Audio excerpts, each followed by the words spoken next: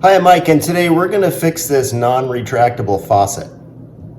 Hey, if this is your first time here, don't forget to hit the subscribe button below so you don't miss anything. All right, so here is our standard kitchen faucet. It's got the pull-out spout. You can pull it down, but it just does not want to go back up and stay there. It just drops back down and nowhere to go.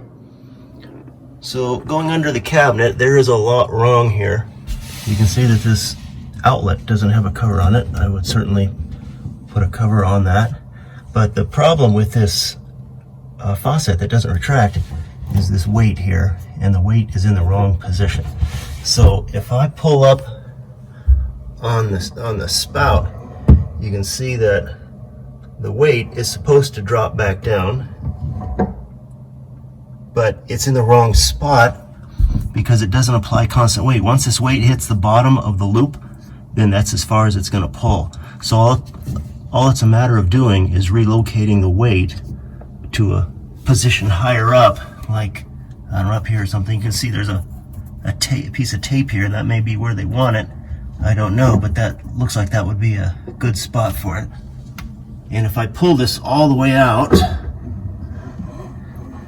about as far as it can go,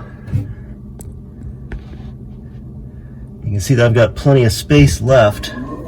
And you also may look and see how this thing travels. I noticed that this weight is hitting these electrical cords as it comes down. Yours may be hitting the waistline here, but maybe get an idea for it and see if that's an issue. But this just unsnaps and comes apart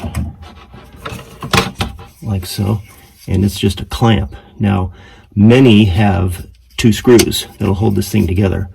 You know, they come apart in halves. The screws just screw them together. This one is just a little clamp, and then so I'm going to relocate it right up there.